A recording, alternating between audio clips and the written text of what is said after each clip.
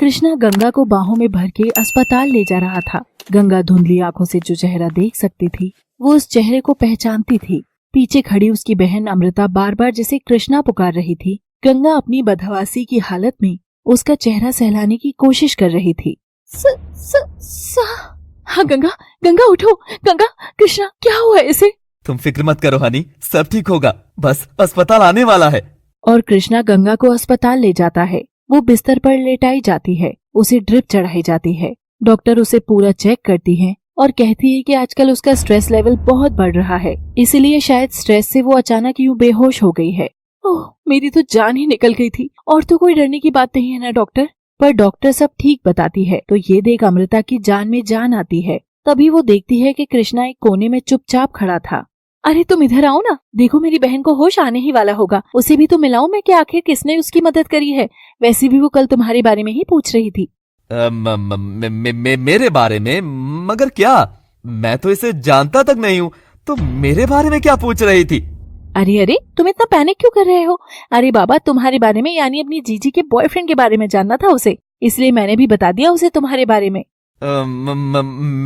मेरे बारे में? मगर क्या? तो अरे बाबा, तुम्हारा नाम और क्या?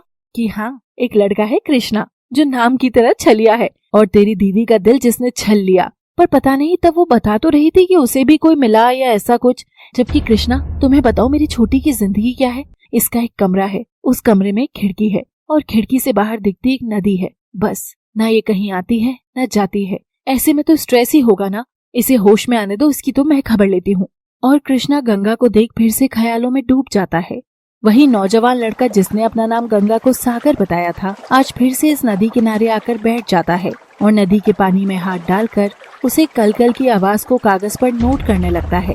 गंगा खिड़की से दूर बैठे उस लड़के को ऐसा करते देखती है तो उसको बहुत जिज्ञासा होती है, लेकिन वो अगर वहाँ जाती तो उसकी माँ और बाबा उसे देख लेते।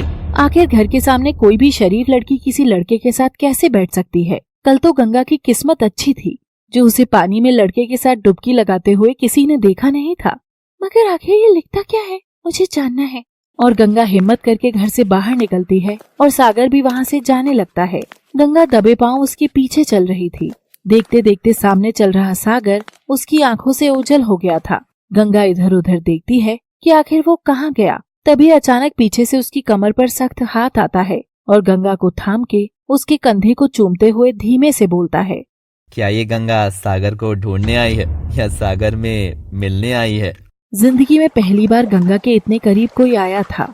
वो नहीं जानती थी कि अचानक से उसका दिल इतनी जोरों से कैसे धड़क रहा था। उसके साथ इतनी गर्मी कैसे हो गई थी। बाहर जो सर्दी थी वो सर्दी उसे महसूस नहीं हो रही थी। अचानक से तापमान में इतनी गर्मी कैसे आ गई थी।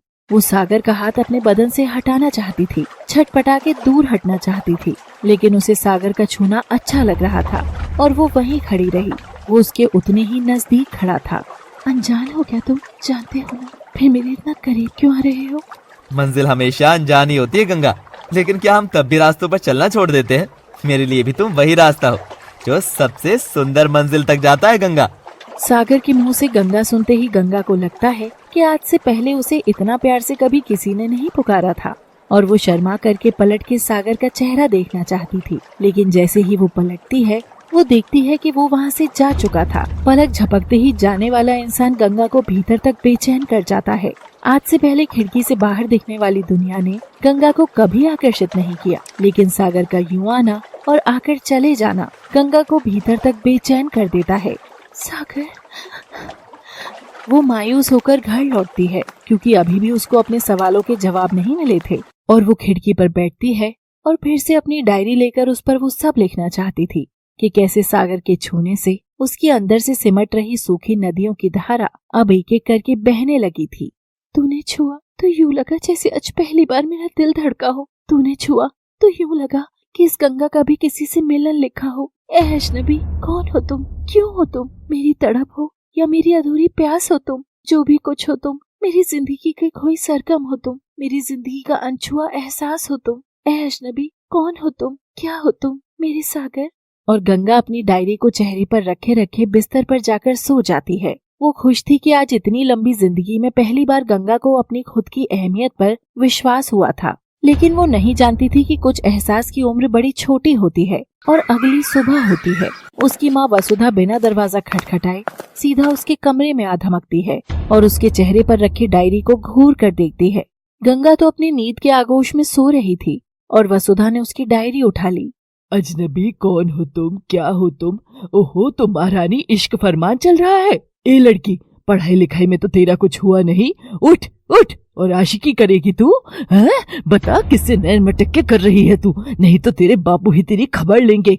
वसुधा ने उस पूरे फरमान को नहीं पढ़ा, वरना वो जान जाती कि गंगा ने इसमें सागर का नाम भी छुपाया हुआ था। गंगा अपनी माँ की कड़कती आवाज को सुनकर के घबराते हुए उठती है और देखती है कि डायरी उसकी माँ के हाथ में है। गंगा समझ गई थी कि अब उसकी शामत आ चुकी है। वो माँ, मैं बस कुछ अच्छा लिखना चाह रही थी। क्यों? अपने आप को तो बड़का लेखन समझने लग गई है। तू ही बनेगी क्या अगली मुंशी प्रेमचंद, जो डायरिया पर डायरिया लिखी जा रही है? इन सब से ना बेटा घर नहीं बसा है। घर बसाने के लिए पहले किसी को तुझे पसंद करना पड़ेगा। कब तक तू हमारी छाती पर बोझ बनकर यूं ही पड़ी रहेगी?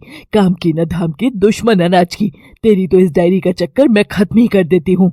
और वसुधा क्रोध में आकर कल रात गंगा ने जो अपने असल भाव डायरी में लिखे थे उनको नाखूनों से कुरेदते हुए वो पन्ना फाड़ डालती है और उसको मोड़ करके खिड़की के बाहर फेंक देती है।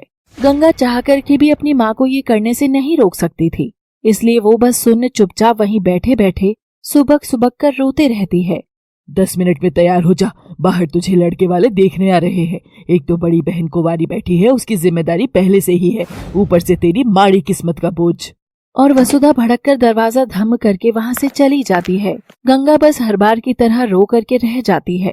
वो खिड़की के बाहर अपना छन्न से टूटा हुआ एक ख्वाब उड़ता हुआ देख रही थी, जो पूरा होने से पहले ही कागज के टुकड़ों की तरह बिखर गया था और वो तैयार होने चली जाती है। इतनी सुंदर प्यारी सादगी से भरी गंगा आखिर क्यों हर वक्त इतना दुत्कारी जाती थी? इसका जवाब तो अभी बाहर लड़के वालों के सामने मिल ही जाएगा। लड़के वाले आ जाते हैं। जेवर से लदी फदी लड़के की माँ, सूट बूट पहना आकर से बैठा हुआ दूल्हा और पेट निकाले हुए लड़के का बाप यानी कि गंगा के होने वाले ससुर जी सब बैठकर दांत फाड़ते हुए इधर उधर की बातें कर रहे थे कि तभी लड़के की माँ गंगा को बुलाने का फरमान बोलती है। गंगा बेचारी सहमी सी एक शोपीस की तरह, बाजार के प्रोडक्ट की तरह उनके सामने डिस्प्ले कर दी जाती है और वो जाकर के सोफे पर बैठ जाती है। जो वसुधा गंगा की बुराई करती थी, अब वही वसुधा लड़के वालों के सामने गंगा की झूठी तारीफों के पुल बांधने लगती है। असल में गंगा तारीफ के काबिल थी, लेकिन वसुधा जो भी बातें अभी बोल रही थी गंगा वैसी थी ही नहीं। लो, बात कर लीजिए। हमारी गंगा तो इतनी चंचल, चुलबुली और घर की रौनक है। वहाँ आने के बाद तो आपको कोई काम करने की दरकार नहीं है। टीवी बंद कर देना, हमारी गंगा ही चलता फिरता मनोरंजन बनकर रहेगी। और फैंसी तो इतनी है ना कि आप बस प्रोडक्ट का नाम बोलो, उस प्रोडक्ट के साथ साथ पूरा का पूरा फैशन कर सकती है। आज तो इसको आप लोग देखने आ रहे थे ना, इसलिए इसने शादी के कपड़े पहने, वरना आपके बेटे के साथ तो गंगा की जोड़ी खूब भी जमेगी। एकदम मॉडर्न है, मॉडर्न। अरे बहन जी, इन सब गुना का तो टेस्टिंग शादी के बाद भी हो जाए, लेकिन पहले टेस्टिंग तो कुंडली की हो। वैसे भी आपके यहाँ आने से पहले हमें बताया गया था कि 26 लड़के आपकी गंगा को मना करके गए। अब 26 लड़कों में तो दोष होगा नहीं, तो जरा हमें भी पता चले कि वो मना करके क्यों गए। हाँ हाँ हाँ, लाते हैं, आपको दिखाते हैं कुंडली।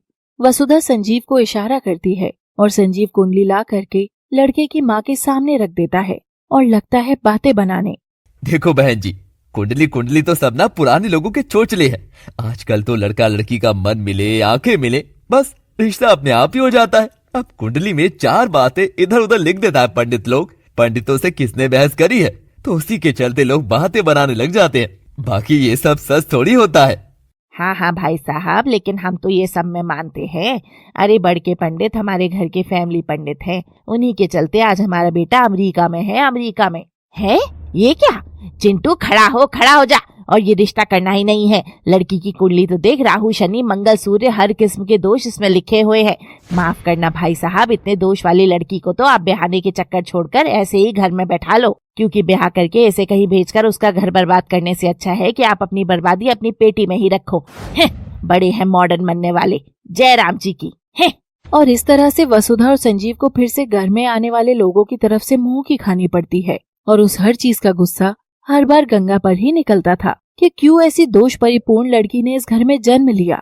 गंगा पर हर बार के रिजेक्शन के बाद गहरा असर तो पहुंचता ही था, क्योंकि जिस चीज से वो गुजर रही थी बाकी लोगों को तो पता ही नहीं था। अमृता तो शहर में अपनी पढ़ाई कर रही थी, लेकिन गंगा तो रोज जिस परीक्षा से गुजर रही थी केवल वही जानती थी कि उसे परीक्षा में फेल होने का नतीजा गंगा की आत्मा पर कितना ज्यादा दर्द दे रहा था, और वो रोते हुए वहीं अपनी नदी किनारे बैठ जाती है।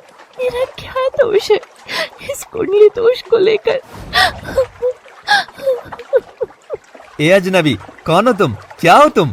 जहाँ एक तरफ गंगा अपने आंसुओं को नदी में घोल रही थी कि तभी उसके कानों में सागर की एक मधुर आवाज घुलती है, और वो पलट कर देखती है कि सागर के हाथ में वही उसकी डायरी का फटा हुआ एक किस्सा था जिसे सागर पढ़ रहा था।